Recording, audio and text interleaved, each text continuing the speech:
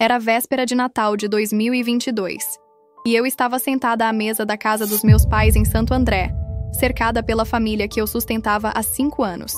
Meu pai, com os olhos vermelhos de cachaça, se levantou bruscamente, derrubou a cadeira no chão e berrou na minha cara. "Você é um peso, Carla! Queremos você fora de nossas vidas!" O silêncio cortou o ar como uma lâmina. Minha mãe soltou uma risada sarcástica e encheu o copo de vinho novamente. Minha irmã Beatriz abaixou a cabeça, fingindo que nada estava acontecendo. Naquele momento, enquanto meus tios e primos me olhavam com pena, algo dentro de mim se quebrou definitivamente. Mas não era meu coração. Era a última corrente que me prendia àquela família. Eles não faziam ideia do que estava por vir. Eles não sabiam que em menos de 24 horas descobririam o verdadeiro significado da palavra peso. Meu nome é Carla, tenho 28 anos, e durante 5 longos anos eu fui a salvadora da minha família. Tudo começou quando meu pai perdeu o emprego na metalúrgica, e minha mãe decidiu que trabalhar não era mais para ela. Eu tinha acabado de abrir meu próprio estúdio de design gráfico em São Paulo, estava realizando meu sonho, quando recebi aquela ligação desesperada. "Carla, filha, vocês vão nos deixar na rua?" Como uma idiota, eu acreditei que seria temporário. Vendi meu estúdio por 80 aires, 0 muito abaixo do valor real, e me mudei de volta para a casa dos meus pais em Santo André. Todo mês, religiosamente, eu depositava 3.500 reais na conta da família. 1.800 reais de aluguel, 400 reais de luz, 300 reais de água, 600 reais de mercado, 400 reais de extras. Trabalhava como freelancer, pegava qualquer trampo que aparecia, virava madrugadas no computador enquanto eles assistiam Netflix na sala. Meu pai voltou a beber pesado, minha mãe virou viciada em novela e redes sociais, e minha irmã Beatriz? Ela tinha projetos empreendedores que nunca saíam do papel, mas eu continuava pagando tudo porque família é família, né? Que piada. Durante 5 anos eu fui tratada como um caixa eletrônico ambulante. Nunca um obrigado, nunca um reconhecimento. Só cobranças e mais cobranças.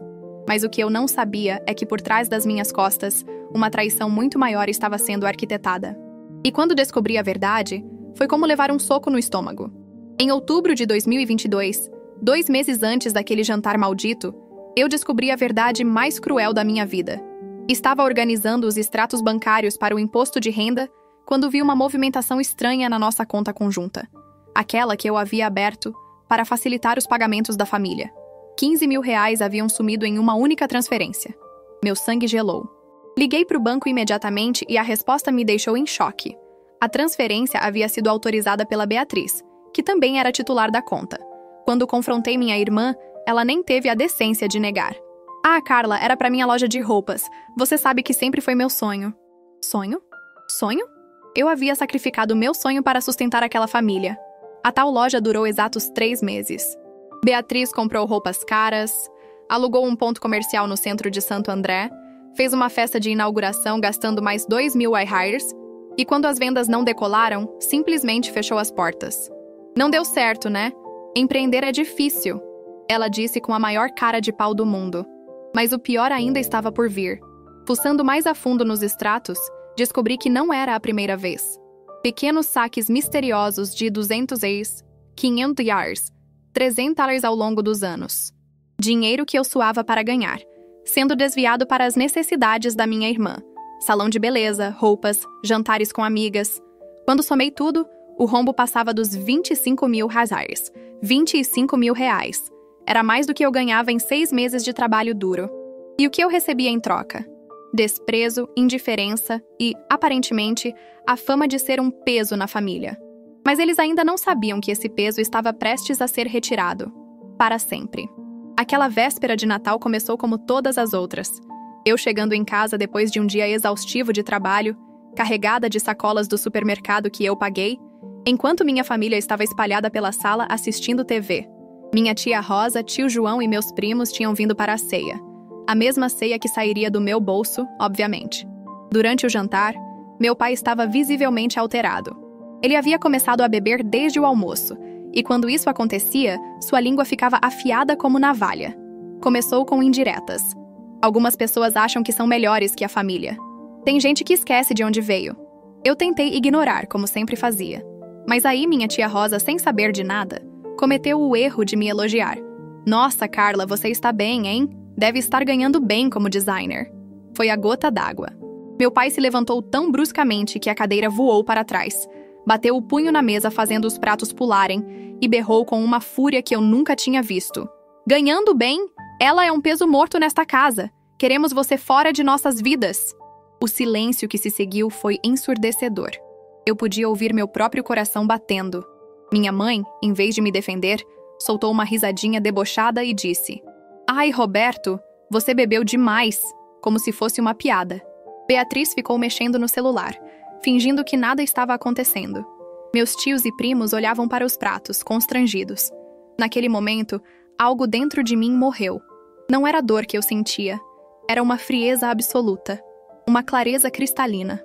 Levantei da mesa, peguei minha bolsa e disse apenas: "Tudo bem, vocês vão ter o que querem." E saí. Na madrugada, voltei apenas para pegar minhas coisas. Eles acharam que eu ia voltar em alguns dias, como sempre fazia depois das brigas. Mas dessa vez seria diferente. Muito diferente.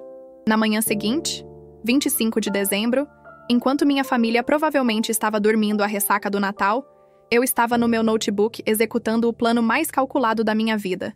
Não seria uma vingança explosiva ou dramática. Seria cirúrgica, precisa e devastadora. Primeira parada, o aplicativo do banco. Com alguns cliques, cancelei todos os débitos automáticos que saíam da minha conta. Aluguel, luz, água, internet, TV a cabo, cartão de crédito da família, tudo cancelado. Meus dedos tremiam, mas não de medo. Era a adrenalina pura.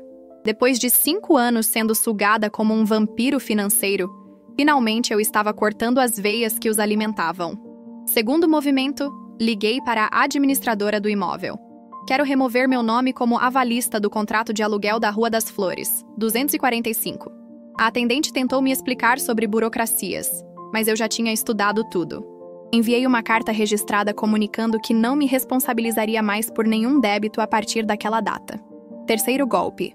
O cartão de crédito adicional que eu havia dado para emergências familiares e que Beatriz usava para suas futilidades foi cancelado na hora. Limite de 5.000 airares que eles usavam como se fosse dinheiro infinito, cortado pela raiz. O mais doce de tudo foi quando liguei para a companhia elétrica. Quero transferir a titularidade da conta para Roberto Silva Santos.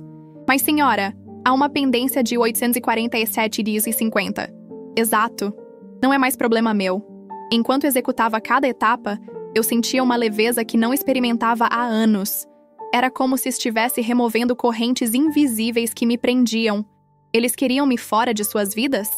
Perfeito. Mas iam descobrir que fora significava completamente fora, inclusive financeiramente. E o melhor ainda estava por vir. A primeira ligação chegou no dia 27 de dezembro, às 14h37. Eu lembro exatamente porque estava trabalhando num projeto quando o telefone tocou. Era minha mãe, com aquela voz melosa que ela usava quando queria alguma coisa. "Oi, filha, a luz aqui de casa foi cortada. Deve ser algum engano, né? Você pode resolver pra gente?" Eu respondi com a voz mais doce que consegui. "Oi, mãe, não posso não. Não moro mais aí, lembra?" E desliguei. 5 minutos depois, outra ligação. Depois outra. E outra. No final do dia, eram 23 chamadas perdidas. No dia 28, a água foi cortada. Aí sim o desespero bateu de verdade. Beatriz me mandou 47 mensagens no WhatsApp. Eu contei.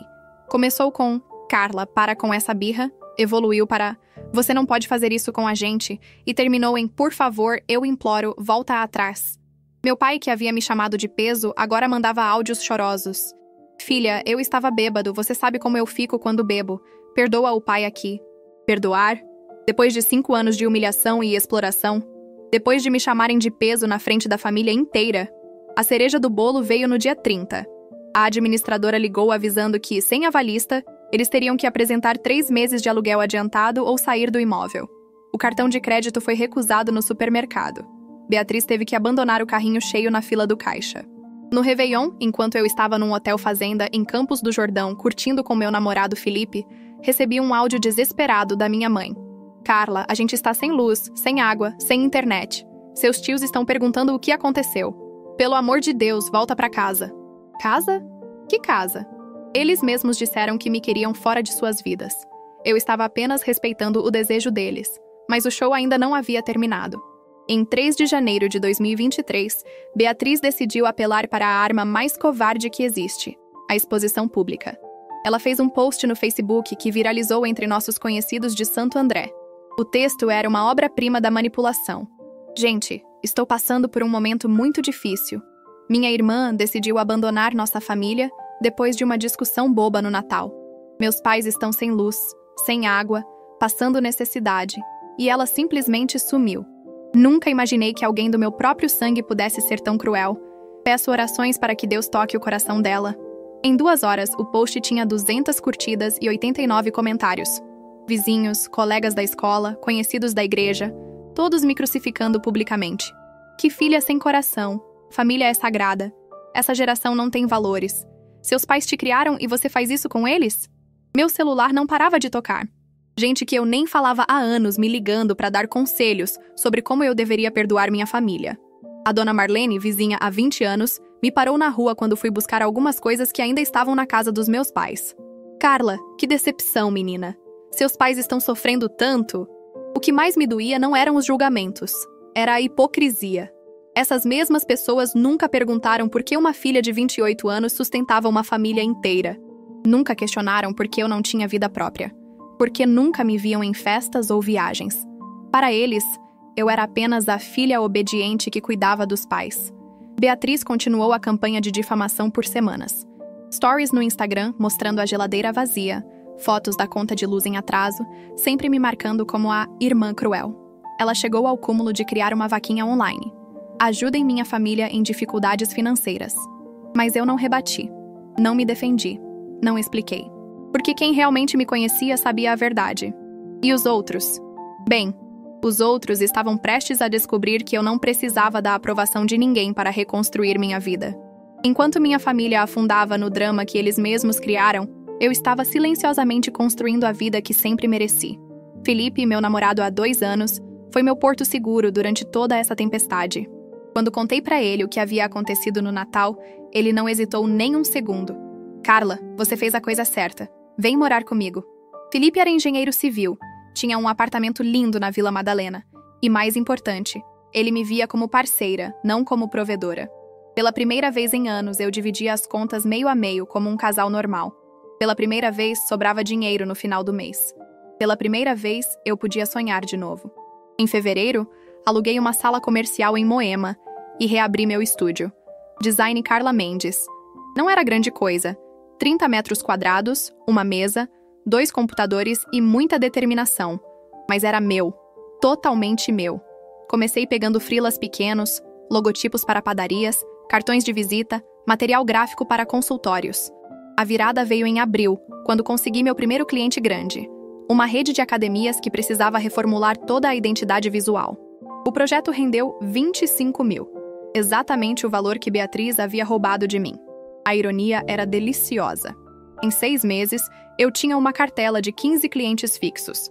Meu Instagram profissional explodiu, chegando a 50 mil seguidores. Empresas de São Paulo inteira me procuravam. Eu estava faturando mais de 15 mil diários por mês. 5 vezes mais do que ganhava sustentando aquela família parasita. Felipe me apoiava em tudo. Virava madrugadas comigo quando eu tinha prazos apertados. Comemorava cada vitória como se fosse dele. Me incentivava a sonhar ainda maior. Você nasceu para isso, amor. Nunca mais deixe ninguém te diminuir. Enquanto isso, pelos stories de conhecidos em comum, eu via que minha família continuava na mesma. Meu pai desempregado, minha mãe reclamando da vida, Beatriz tentando vender produtos de beleza no Instagram. Mas algo muito maior estava por vir. Em 15 de dezembro de 2023, quase um ano depois daquele jantar maldito, Felipe me chamou para um passeio casual no Parque Ibirapuera. Era um sábado ensolarado, e eu estava feliz demais para desconfiar de alguma coisa. Minha empresa estava bombando. Eu havia acabado de fechar um contrato de 80 mil hires com uma multinacional. E pela primeira vez em anos, eu me sentia completa. Estávamos caminhando perto do lago quando Felipe parou de repente. Carla, você lembra do que você me disse no dia que saiu da casa dos seus pais? Eu sorri, achando que era só uma conversa nostálgica. Você disse que finalmente ia descobrir quem você realmente era sem carregar o peso dos outros nas costas. Foi aí que ele se ajoelhou. Meu coração disparou. Carla, eu vi você renascer das cinzas. Vi você construir um império do zero. Vi você se transformar na mulher mais forte que eu conheço. E eu quero estar ao seu lado para sempre. Não como alguém que você sustenta, mas como alguém que caminha junto com você. O anel era perfeito. Simples, elegante, exatamente do meu gosto. Quando eu disse sim, entre lágrimas de felicidade, uma multidão que havia se formado ao nosso redor aplaudiu. Naquele momento, eu percebi uma coisa incrível. Eu estava cercada de amor verdadeiro. Pessoas que nem me conheciam estavam celebrando minha felicidade. Marcamos o casamento para março de 2024. Seria uma cerimônia pequena, íntima, só com quem realmente importava. Os amigos que Felipe e eu construímos juntos, alguns clientes que se tornaram amigos, minha madrinha de crisma que sempre me apoiou. A lista de convidados tinha 50 pessoas. Minha família não estava nela. E sabe o que é o mais incrível? Eu não senti falta. Nem um pouquinho. Pela primeira vez, eu ia me casar sem drama, sem cobranças, sem alguém me fazendo sentir culpada por ser feliz. Mas o universo ainda tinha uma última surpresa guardada para mim. Hoje, enquanto escrevo esta história da varanda da minha cobertura em Moema, sim, cobertura, são exatamente 2 anos desde aquele jantar de Natal que mudou minha vida para sempre. Minha empresa Design Carla Mendes tem 12 funcionários. Faturamos 200 mil reais por mês e acabamos de abrir uma filial em Campinas. Felipe e eu estamos casados há 10 meses e nossa lua de mel em Paris ainda está nas paredes da sala. Semana passada recebi uma ligação inesperada. Era Beatriz chorando. Carla, mamãe está no hospital. Ela teve um AVC. Por favor, volta para casa. Casa? Eu olhei ao redor do meu lar. Piso de mármore, vista para o parque, 2 suítes, escritório com vista panorâmica. E sorri. Beatriz, eu estou em casa. Descobri que eles ainda moram na mesma casa em Santo André, mas agora pagam suas próprias contas. Meu pai conseguiu um emprego de porteiro. Minha mãe faz faxinas e Beatriz vende marmitas congeladas. Não sinto pena. Sinto nada. É libertador não sentir nada por quem te machucou tanto. Ontem, Felipe chegou em casa com uma notícia. Amor, a revista Pequenas Empresas quer fazer uma matéria sobre você. De filha explorada a empresária de sucesso. Eu ri. Se eles soubessem que meu maior sucesso não foi financeiro, foi descobrir que eu não preciso de ninguém que não me valoriza. Sabe qual é a verdade que ninguém te conta? Família não é quem divide seu sangue. Família é quem te escolhe todos os dias, quem celebra suas vitórias, quem te apoia nos momentos difíceis. Família é quem te faz sentir em casa, não quem te faz sentir um peso. Meu pai disse que eu era um peso e que me queria fora de suas vidas. Hoje eu agradeço a ele por isso, porque foi preciso eles me rejeitarem completamente para eu descobrir meu verdadeiro valor. E descobrir que a melhor vingança não é destruir quem te machuca, é construir uma vida tão incrível que eles se tornem irrelevantes. Eu não sou mais a Carla que sustentava parasitas. Eu sou a Carla que voa.